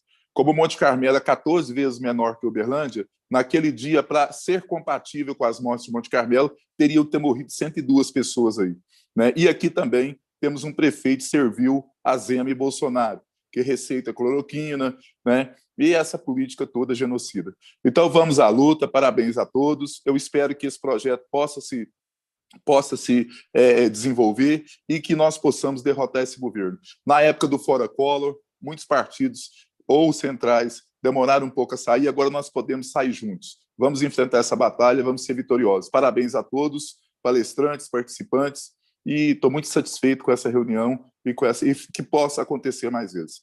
Um abraço. Obrigado, Wander, pela participação. Realmente é muito importante esse debate regional, articulando vários territórios. Só dando uma passada no chat aqui antes de devolver para os convidados. Marcos Genari, né, aqui do Simpro de Uberaba, faz o seguinte comentário. Em Uberaba já tem projeto para ser votado na Câmara Municipal, comentando sobre educação como atividade essencial, né? E parabeniza a todos os que interviram e contribuíram para a compreensão da conjuntura pandêmica. Então, né, o comentário é esse, não temos mais inscritos aqui. Néspoli, se me permite, tem alguns comentários no chat do YouTube. Posso ler? Complementa. Professor Edilson, depois penso que se faz necessário reconhecer o lugar do Estado para um novo projeto nacional de desenvolvimento. E disso que precisamos. Basta de salvadores da pátria. E depois ele fala, né? A PL 9555 é uma falácia. O objetivo é o retorno às aulas presenciais, sem vacinação, expondo todas as categorias que trabalham na escola a um grande risco de contaminação e de óbito pela Covid. Tem aqui um monte de gente falando boa noite, muito bom o debate, o que mais? A Betânia, o auxílio emergencial é de um salário mínimo para os trabalhadores e os autônomos e pequenos comerciantes para garantir lockdown em todo o país. Tá? Fora Bolsonaro, fora Zema, o que mais? Saúde, pão, PCdoB de Uberlândia manda uma saudação para você, viu, Valéria? E coloca vacina, saúde e educação, fora Bolsonaro. Tá? Parabéns à bancada do livro, parabéns à bancada do livro. Josi está também mandando um abraço para a Valéria, ótima análise da Valéria. Claudete, vacina para todos e para todos. Vida, pão, vacina e educação. Maísa é companheira do Sindiúte do Vale do Jequitinhonha, parece que fora Bolsonaro, todos, boa noite a todos os companheiros e companheiras, saudações. É essencial, mas cuidado com a vida. Atividade essencial, mas sem cuidado com a vida. E aí por diante. Nós temos aqui pessoas de várias regiões, educadores de várias regiões do estado, né? Então, né, surgiu uma inscrição aqui, vamos passar a palavra para ela e encerramos as inscrições, última fala, para depois retornar para os convidados. Gilberto, com a palavra. Boa noite, companheiros, camaradas. Eu sou Gilberto, eu sou do Sindiúte de Patrocínio e também sou militante da CSP com Lutas, junto com o camarada Gilberto, aí de Uberlândia e demais companheiros. Acho que esse momento é de extrema importância para a discussão sobre a nossa realidade, a realidade nacional e a nossa realidade aqui enquanto região. Aproveitando a presença da companheira Valéria, eu também sou da rede particular da educação e aqui em Patrocínio amanhã acontecerá uma reunião entre alguns pais de alunos, até mesmo alguns professores, escolas particulares com o prefeito, com o objetivo de pressioná-lo a permitir que as atividades presenciais retornem às escolas da rede pública municipal e depois isso seja estendido também à rede particular. E eu mandei um e-mail hoje mesmo para o Simpro, aí em Uberlândia, né, informando dessa situação. Essa discussão irá acontecer amanhã, aqui na cidade, às 9 horas da manhã, nessa reunião. Então, assim, a título de informação, né, para todos os companheiros e principalmente para a companheira Valéria, que está aí, né, nos representando no Simpro, nessa luta com relação à necessidade de nos mantermos ainda em casa, com o trabalho remoto, por mais que ele seja difícil, dispendioso, complicado para nós, mas é necessário nesse momento de pandemia, onde grande parte da nossa categoria enfrenta problemas de saúde que podem ter reflexos negativos caso retomem aí com as atividades presenciais. Mas, além disso, né, em defesa da vida, da vacina e do emprego, nós precisamos compreender que precisamos combater e destruir o capitalismo. Bolsonaro é o vilão do momento, evidente, mas o vilão de todas as épocas, desde que surgiu, é o capitalismo. Neste momento, Bolsonaro ele representa esse sistema de exploração, esse sistema que leva a classe trabalhadora à miséria e à morte, como consequência também dessa miséria, e, neste momento, a morte como consequência da pandemia, que, com o sistema capitalista, se torna ainda pior para todos nós, pois governos como o Bolsonaro não se preocupam nem um pouco com o povo trabalhador. Então, precisamos, sim, derrotar Bolsonaro e Mourão. Indiscutível, é fora Bolsonaro e Mourão. Mas, para salvar vidas nesse momento, precisamos também destruir o sistema capitalista. Então, a luta é contra Bolsonaro e Mourão, mas a luta também é contra o sistema capitalista.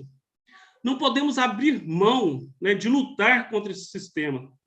Não podemos nos adaptar a esse sistema. Não podemos realizar ou lutar para realizar reformas desse sistema. Continuando assim, realizando reformas do sistema, ou às vezes nem conseguindo, mas propondo reformas desse sistema, a miséria da população trabalhadora, a miséria da classe trabalhadora se eternizará.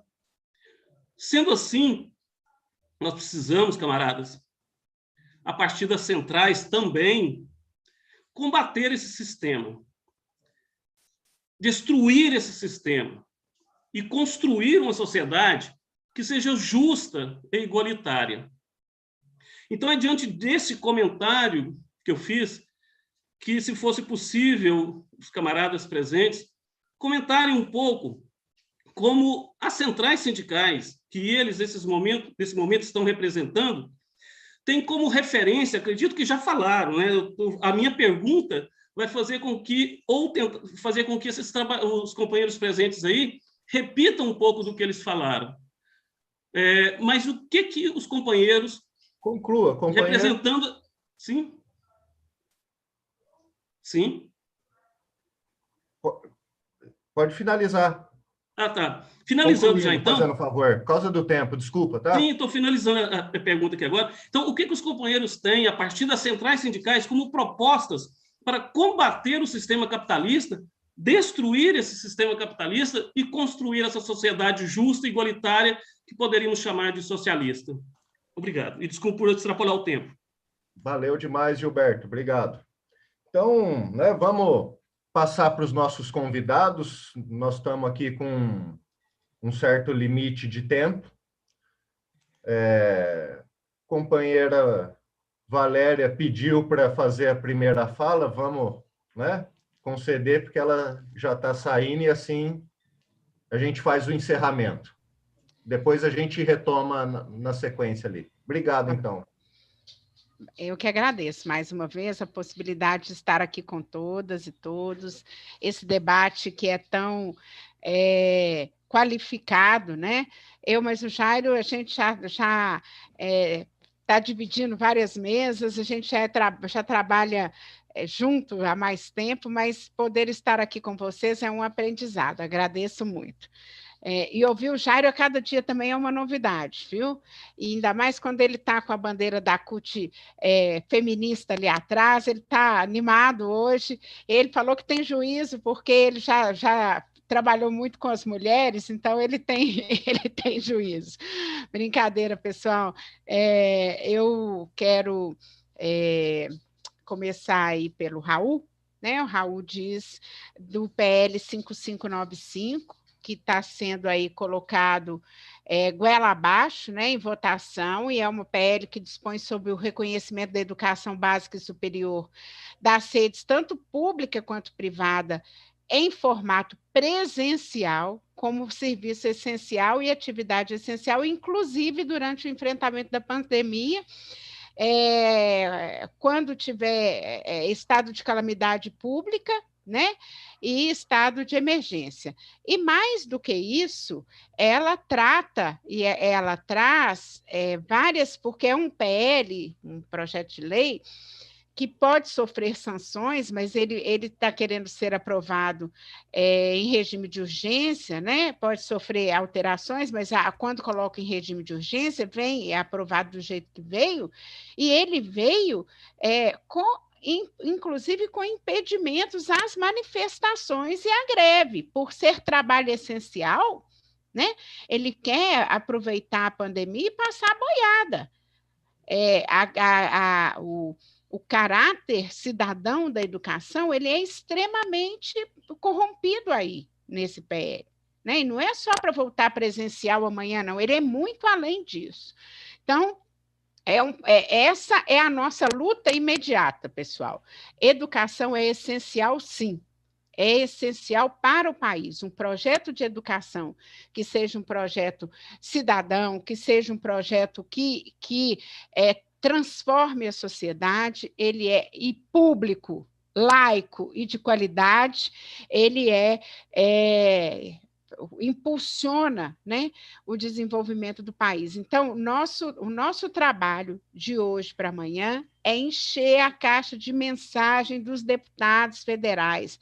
Quem votar nesse projeto que foi proposta do Partido Novo, né, e do partido que era do Bolsonaro, quem votar é confissão de genocida. Nós precisamos atacar nesse nível, porque é isso, além de estar colocando as pessoas em risco nesse momento, ele está fazendo um atentado contra a Constituição brasileira. Então, essa é a primeira questão, Raul. A nossa orientação, a orientação da CTB, é uma força-tarefa, como fizemos da aprovação do Fundeb, para que esse PL não seja aprovado. Esse é o compromisso do Bolsonaro de entrega agora para a bancada dos donos de escola, que tem a sua representação à frente do MEC através daquele pastor do Mackenzie, né? Nós sabemos quem está ali dirigindo o MEC e qual projeto educacional está sendo implantado nesse país. Então, nós precisamos lutar para que os nossos filhos não sejam servis e não tenham uma educação, os nossos netos, né? Acho que aqui agora todos os nossos netos não tenham uma educação, não recebam uma educação que simplesmente os torne uns trabalhadores servis e não questionadores. Quem falou foi o Wender, falou sobre a questão, não sei se foi o Wender que falou sobre a questão do retorno, acho que foi deixa eu ver quem é que está aqui, que falou antes de mim, do Sindiúti, Gilberto. O Gilberto falando sobre patrocínio, né? E o Marcos Genari falou que tem um projeto desse tipo também na Câmara de Uberaba. Pessoal,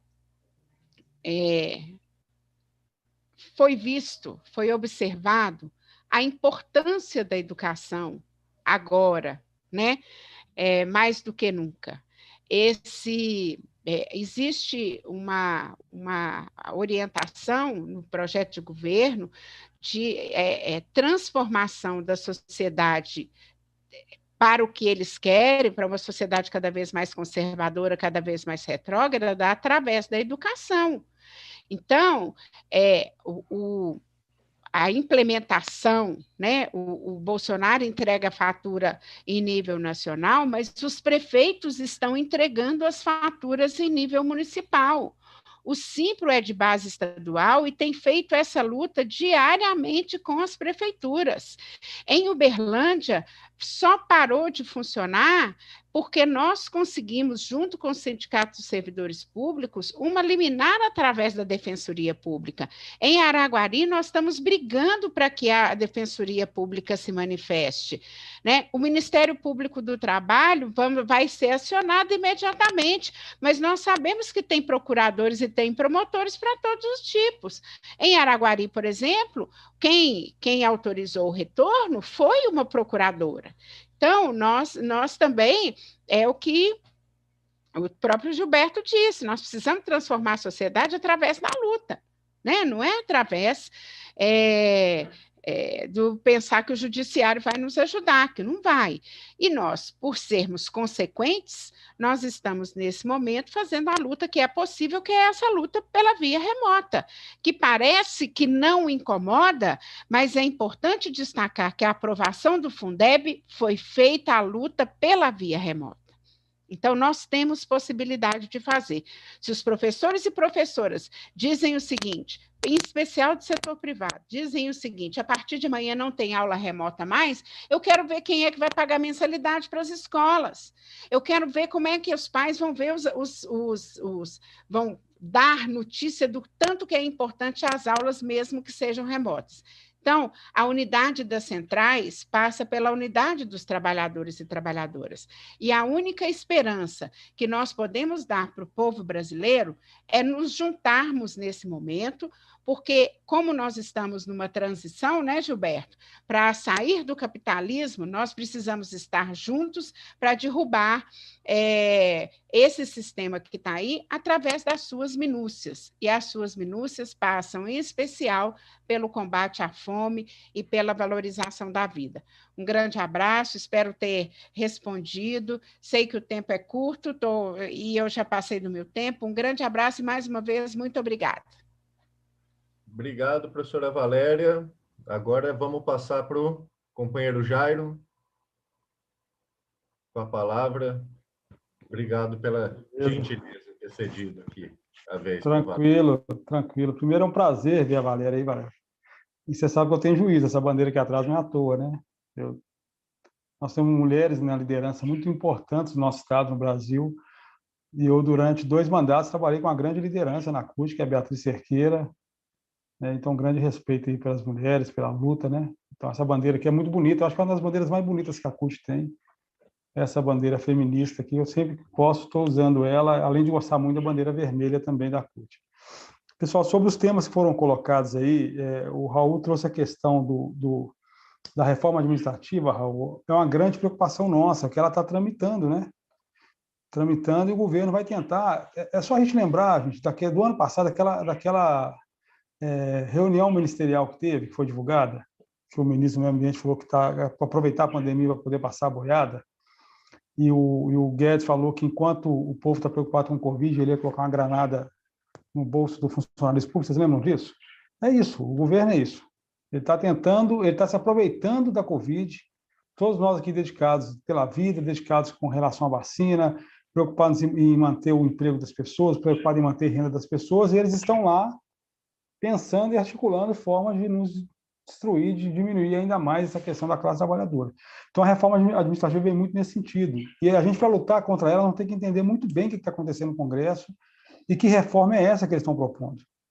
Então, é importante também a gente fazer o debate sobre ela. E na quinta-feira agora, Raul, anota aí para a gente, quinta-feira agora, 19 horas, a gente vai estar com o Rogério Correia e com a Beatriz Cerqueira, discutindo a PEC 32, para a gente poder ter um entendimento melhor. O Rogério está lá no parlamento, vai nos trazer muita informação, a Beatriz vai trazer muita informação aqui do Estado, informações sobre a PEC, como é que está caminhando, o que está sendo proposto, para a gente entender melhor essa questão da PEC e para que pessoas não só do setor público, mas também trabalhadores fora do setor público, seja privado, seja estatais, seja quem está desempregado, consiga defender que não passe uma PEC dessa.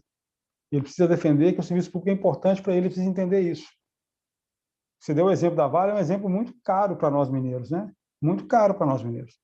Antes da privatização da Vale, que foi vendida a preço de banana, ela foi vendida um valor que era 1/3 do seu lucro anual, não tinha nenhum acidente ambiental, não aconteceu nenhum crime ambiental em Minas Gerais nesse período.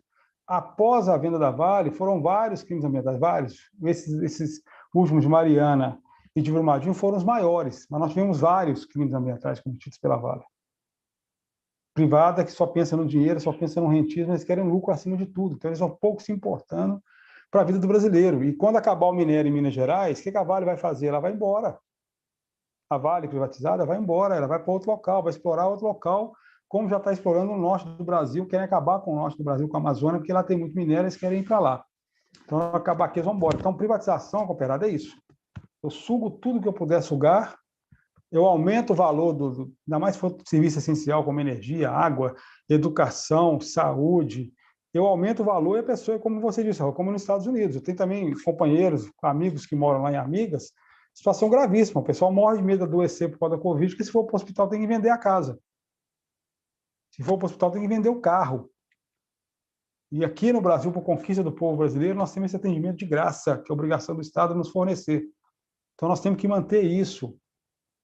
E isso, como é que a gente faz para o povo entender que isso precisa ser mantido? Porque o debate anterior à pandemia, e o governo estava quase ganhando a mente das pessoas, era que deveria ser privado mesmo, que o SUS é uma porcaria, que a educação pública é muito ruim, deveria ser privatizado, que isso não é obrigação do Estado, deixa que o tal do mercado, né? Como disse o Lula, podia tentar marcar uma reunião com esse mercado aqui com nós, Raul, uma live, nós e o mercado, descobre quem que é esse camarada, e trazer ele para cá para a gente conversar com ele, ver o que ele está pensando e bater nesse camarada. Fica essa ilusão do mercado, essa alusão ao mercado, como se fosse alguém vivo, um Deus qualquer, e fica interferindo na nossa vida concreta aqui embaixo. E aí, por falar em vida concreta, que o Néstor falou de esperança, né? A gente tem que conversar muito sobre essa questão de esperança. O povo tem que entender que tem uma saída, que tem um outro local que ele pode viver, que tem uma outra fonte onde ele pode beber. Eu acho que aquela entrevista do Lula mostrou um pouco disso, né? Ou muito disso. E após a entrevista do Lula, até o Bolsonaro começou a usar máscara, né? Então, assim, ele mostrou ali que há que foi criado no subconsciente das pessoas, que os governos do PT que tiveram esses mandatos, que foi feito, que foi colocado aqui, uma tentativa de mudança de lógica da coisa, do rentismo, de distribuir melhor a renda, mesmo que foi pequena a distribuição de renda, mas houve uma distribuição de renda, eles tentam construir que dali foi tudo errado, que o modelo agora é esse que está aí. O nosso povo precisa entender que não é esse modelo. Mas como é que nós vamos comunicar com o nosso povo? Nós temos um problema, nós, centrais, dirigentes sindicais, nós temos um problema do dialeto nosso. O povo não entende o que nós estamos falando. Quando a gente for lá para a periferia, for lá para a favela, no meio do povão, tem coisa concreta acontecendo ali, que dá para a gente fazer o link com o geral, para as pessoas entenderem, mas se a gente for com os mesmos argumentos, os mesmos jargões, as pessoas não vão entender. Elas vão achar muito bonito o que nós estamos falando, mas não vão entender nada do que nós estamos falando. A gente precisa também pensar nessa comunicação nossa, melhorar isso. Uma das propostas que a gente tem na CUT, que a gente está executando como proposta, pandemia não dá para você poder ir nas casas das pessoas, não dá para você rodar, as pessoas estão em casa, então, boa parte. Então, o panfleto, por exemplo, por que não pode ser colocado na caixa de correio das pessoas? Uma hora ela vai ler aquilo ali, ela vai pegar, está em casa, às vezes sem ter o que fazer, ler aquilo ali. Carro de som para rodar nas periferias, companheiro. Você pode gravar um pendrive com a informação, como eu disse, a comunicação tem que ser bem feita, para que a pessoa entenda o que está sendo falado de concreto ali na região. Primeiro, você tem que ter um convívio na periferia para entender o que a região tem. Se a região está precisando de alguma coisa, você tem que discutir aquele concreto dela também. É moradia? É transporte? É rede de esgoto? É emprego? O que aquela região está precisando, que a população está passando para a gente? Em cima daquilo, você traz o debate do concreto. E aí, não precisa ser o carro de som da central, do sindicato. Você pode fazer também, movimentar a moeda local. Você pode contratar pessoas da região, que tem a moto ali, que tem um som que coloca, o cara que tem um carro que já faz esse tipo de trabalho na região, ele pode fazer isso para a gente. Vai sair até mais barato que você colocar o carro de som da sua entidade. E ali você vai estar movimentando ali a economia daquela região. Quando eu falo aqui da questão da cesta básica, do Marmitex, você pode fazer na região e movimentar aquela região. As pessoas querem fazer isso, as pessoas querem ajudar, elas só não sabem como ajudar. E aí você vai criando esse espírito de esperança que é possível fazer algo diferente, que é possível um modelo de governo socialista, por exemplo, diferente do que está aí. Mas se você for chegar e falar que é o socialismo, a pessoa vira para trás e vai embora. Ela vai ter que entender que a vida dela está sendo prejudicada pelo capitalismo no que está no concreto na vida dela. Aí que está o grande lance da esperança que nós perdemos um pouco ou muito. Que nós paramos de fazer esse trabalho nas periferias, lá nas favelas, conversar com as pessoas, para entender o que isso concreto tem na vida delas, o que elas estão trazendo, o que a gente precisa estar discutindo, e está refletindo e construindo, como o Paulo Freire nos ensinou, construindo junto com as pessoas.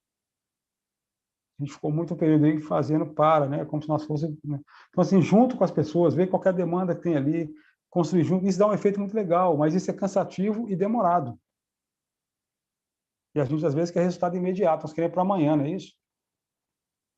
E talvez não vai ser para amanhã, pode ser para depois de amanhã, mas vai acontecer. Só que a gente precisa trabalhar, a gente precisa fazer isso.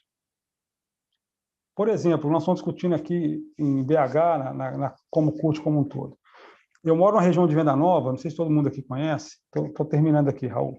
A região que eu moro aqui de Venda Nova é a região periférica, eu estou entre o aeroporto do Confins e a Pampulha, que é a região que eu moro. São 500 mil pessoas aqui. Cada lugar tem um problema. Nós precisamos juntar as pessoas para conversar. Mas o que nós descobrimos aqui que é o lógico? Tem várias pessoas que são da base do Sindjut que moram aqui na região. Várias pessoas que são da base do Sindelétrica, que é o meu sindicato, que moram aqui na região. Várias pessoas que são da CSP, que moram aqui na região, da CTB, que moram aqui na região. Por que eu não posso juntar primeiro esse público para conversar na região que ele mora, para discutir onde que ele mora, e para depois ampliar isso? Talvez seria uma saída para a gente poder estar construindo um novo não, né? Porque está aí o Partido Novo, construindo algo diferente, para a gente poder estar mudando a realidade do nosso povo nas periferias. Eu acho que isso vai trazer a esperança para a população, no sentido que, primeiro, tem alguém olhando por elas de verdade e tem propostas diferentes do que ela está vivendo hoje. Porque, gente, do jeito que está esse furacão na cabeça das pessoas, é informação de morte, é pandemia, é o governo falando tanto de bobagem, uma briga danada, a pessoa fica perdida, ela não sabe para que lado ela vai correr. E está faltando a gente entrar, tirar essa pessoa de dentro desse furacão e falar com ela que tem uma saída, tem um modelo diferente aí. Vamos conversar sobre ele? Vamos. Mas deixar também a pessoa falar, trazer experiência, para a gente poder construir. Eu acho que é aí que vai ser o grande lance, a grande saída nossa, sabe? A gente voltar para a periferia, voltar para as favelas, voltar a conversar com o nosso povo, construir junto com o nosso povo, qual que é a saída que a gente vai ter para o que nós estamos vivendo aí, porque está difícil, bicho. Está difícil você ser otimista nessa questão que nós estamos vivendo aí, é difícil ser otimista com tudo. Tá todo mundo aqui, todo mundo sabe disso, né? Cada dia é um dia mais difícil que o outro, porque nós estamos vivendo uma questão muito pesada. Mas que tem esperança de mudança, tem. E essa esperança tem que ser construída por nós. Não podemos deixar que eles construam uma esperança falsa lá e iludam o nosso povo. Então, um pouco disso aí, da gente trabalhar, sabe, Raul? Trabalhar com o nosso povo. Eu sei que a pandemia nos restringe, mas você pode ter um carro-som rodando da própria periferia, com uma mensagem nossa bem clara, curta, que a pessoa entenda rapidamente, um panfleto que ela vai entender, não pode ser aquele panfleto cheio de letra também, que a pessoa não vai ler, um panfleto que ela leia rapidamente, ela entenda o recado, que você consiga de forma virtual reunir com algumas pessoas, para a gente poder estar mudando essa realidade. Muito obrigado pelo convite, adorei a participação, e sempre precisar, pode me dar o toque que eu participo com vocês, que eu adoro essa bancada do livro, acho vocês espetaculares, a ideia sua foi ótima, essa ideia da bancada do livro, legal demais da conta. Um abraço e obrigado pela oportunidade. Obrigado, companheiro Jairo. Professor Nespoli, eu posso passar os nossos próximos compromissos, rapidíssimo, antes do Gilberto? Ou espero o Gilberto? Espera? Não. Você que sabe. Então, esperamos. É que nós temos aqui grandes novidades.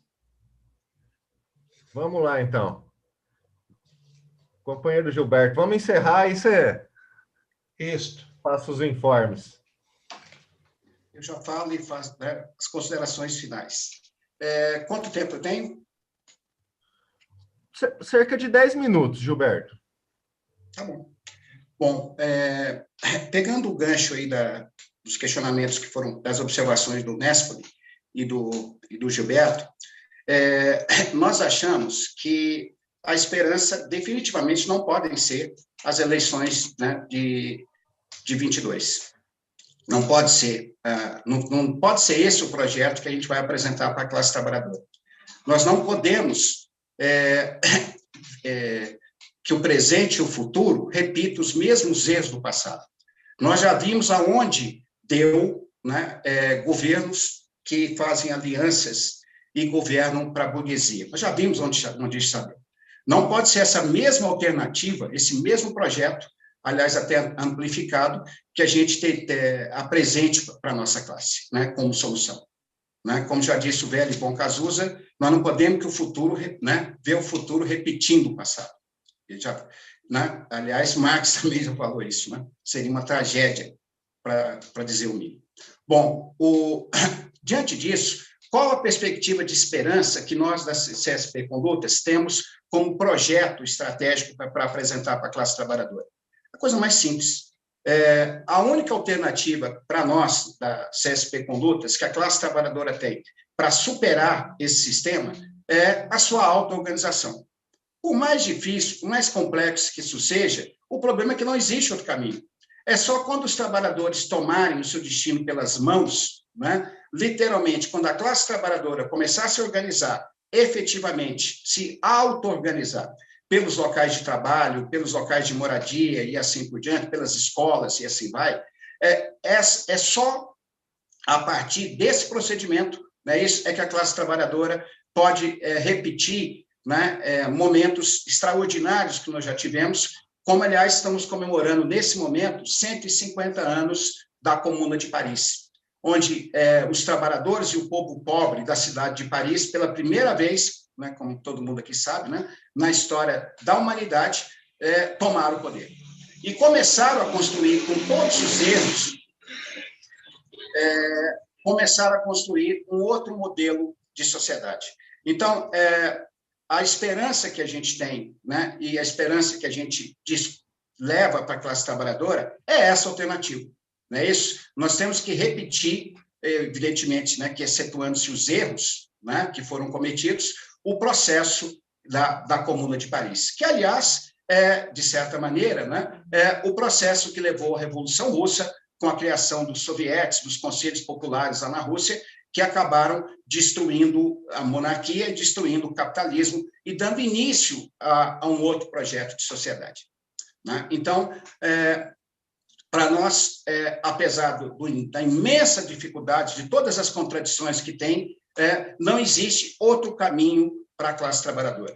As eleições, evidentemente, que têm o seu peso, têm a sua importância, mas não é o que decide. O que decide para nós é o povo na rua, é o povo mobilizado, lutando e construindo uma alternativa de sociedade por ele próprio. É isso? Além disso, respondendo ao companheiro Raul, concordo inteiramente com ele. É impossível você pressionar a Câmara de Deputados e o Senado simplesmente mandando e-mails. Todas as iniciativas são extremamente importantes e devem ser feitas, mas o que decide na cabeça daqueles caras lá, né, que abre uma mínima possibilidade deles colocarem a questão do impeachment, né, é a massa na rua. É isso, como sempre fez, né, como sempre aconteceu nesse país. Né? É o povo na rua, coisa que é impossível de ser feita nesse momento, é óbvio, não é isso? É o que pode impulsionar, né, a campanha do Fora Bolsonaro com êxito, né, isso, para a gente concretizar a queda desse governo. Como primeiro passo, e apenas o primeiro passo, para a gente começar a aprofundar a luta pela transformação da sociedade. Né? Não basta só tirar o Bolsonaro, obviamente. Né? Nós temos que tirar a raiz, né, todo esse sistema apodrecido que tem que ser destruído. Bom, mas todas as iniciativas, como eu falei anteriormente, devem ser encaminhadas. Não é isso? Alguns companheiros aí colocaram anteriormente, desde carro de som nos bairros da periferia, não é isso? Denunciando esse governo, desde colagens de cartaz, lives, como nós estamos fazendo aqui, né? Todas as iniciativas são extremamente importantes e devem ser impulsionadas. Se for possível, se tiver condição, né, em determinados locais, determinadas cidades, até de se fazer carreata, outdoor, né, todas as iniciativas são importantes, porque nós estamos num momento de acumular forças, literalmente, ou seja, de convencer cada vez mais gente. É sempre bom lembrar que Bolsonaro ainda tem um apoio considerável na sociedade. Pelo desastre que ele está promovendo, tem pesquisas aí que dão 25%, 27%, 30% de apoio para ele. Né? Mas não um apoio incondicional. Não é isso? E nós temos, então, do nosso lado, hoje, com muita clareza, uma maioria da sociedade que é contra ele. O que nós temos que fazer é impulsionar essa oposição, impulsionar essa luta. até que se criem condições mais favoráveis, daí sim, né? Isso quando a gente tiver vacina e etc, né?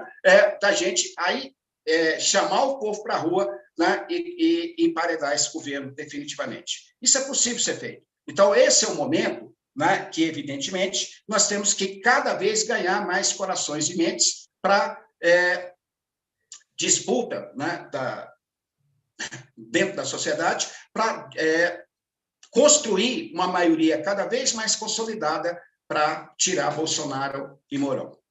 E nessa luta, evidentemente, que cabe em todo mundo, todos que são contra Bolsonaro e Mourão. Agora, nós temos um momento extremamente importante, né, agora mesmo, né, está colocado aí na folhinha, no calendário, que é o 1º de maio. E nós, da Conlutas, estamos organizando um 1º de maio, apesar do nosso pequeno tamanho, etc., mas com uma característica muito simples. Um 1º de maio classista, onde não haverá a presença de nenhum representante dos patrões, nenhum empresário vai estar, né, nas nossas atividades, e nenhum representante de partidos da burguesia. Isso, para nós, é um ponto extremamente importante, inclusive como simbologia, para mostrar que nós, né, não vemos nenhuma possibilidade de construir uma nova sociedade que garanta moradia, educação, saúde, emprego, condições de vida para a classe trabalhadora, se aliando a setores da burguesia. Né? Nem numa frente ampla, nem numa frente amplíssima, super ampla, ou qualquer nome, né? Mega ampla, qualquer nome que se dê para isso. Né? Nós não acreditamos que um governo, né, que junte a classe trabalhadora e os representantes do capital melhore as condições de vida da classe trabalhadora de maneira permanente e significativa. Aliás, a história da humanidade, a própria história do nosso país mostrou isso de maneira absolutamente categórica nas últimas décadas. Não é isso? Então, por isso que nós, só para encerrar, a gente chama as demais centrais a encampar essa luta. Um 1º de maio sem patrão e sem representantes da burguesia. Tá certo? Sem Rodrigo Maia ou qualquer outro, né, representante direto ou indireto do grande capital. Era isso que eu queria falar e, só encerrando, agradecer profundamente, né, o convite que foi feito, né, pelo meu amigo Raul, que, aliás, é palmeirense, né, e deve estar com a cabeça completamente inchada, né, depois daquela tragédia que aconteceu domingo pela manhã, né, mas agradecer profundamente o convite, né, e já dizer, que já tinha me avisado, que eu estarei ouvindo, né, e vendo a live que vai ser feita por vocês aí na sexta-feira. Né? Muito obrigado. Obrigado, Gilberto. Agradeço a todos. E já passo para o Raul organizar... Não, quem encerra é você. Você encerra. Só vou dar aqui algumas informações. Organiza certo? aí nossos próximos encontros, então. Isso mesmo. Bom, sexta-feira, nós teremos aqui um dos maiores pensadores na atualidade em matéria de educação, o Rudá Hitch. Nós vamos discutir os caminhos e desafios da educação em tempos de pandemia. Sexta-feira. Olha, quem conhece ele sabe muito bem o que é. Quem não conhece, vale a pena conhecer a mensagem que ele traz. Então, vamos lá, sexta-feira. Na segunda, dia 19, a Patrícia Tropia, que é professora da UFO, que vai falar sobre os impactos da reforma trabalhista no movimento sindical brasileiro. Dia 26 vai ser uma roda de conversa com a Ana Penido e a Dandara. Ana Penido é professora da Unesp e da Escola Tricontinental, que é ligado ao movimento Sem Terra, e ela é a maior pesquisadora, a maior autoridade em matéria de escola cívico-militar. Nós vamos discutir isso daqui, tá? Com a presença dela. No dia 4, nós teremos aqui duas psicólogas, a Andressa Rocha e a Claudiana Correntino, que vamos discutir a saúde mental em tempos de pandemia. Tá? Dia 10, eu tive a confirmação agora à noite, viu, Néstor? Nós receberemos João Pedro Stedley aqui, certo? que é a pessoa que foi fundador do MST e é coordenador nacional da Frente Brasil Popular. E no dia 17, para finalizar, eu estou esperando uma confirmação, nós receberemos o deputado Paulo Pimenta, que é do Rio Grande do Sul, uma das pessoas que levou um combate aí incessante lá na Câmara dos Deputados. Então é isso, né? Sexta-feira agora nós teremos atividade. Néstor, muito obrigado e parabéns pela sua condução, tá? Com você.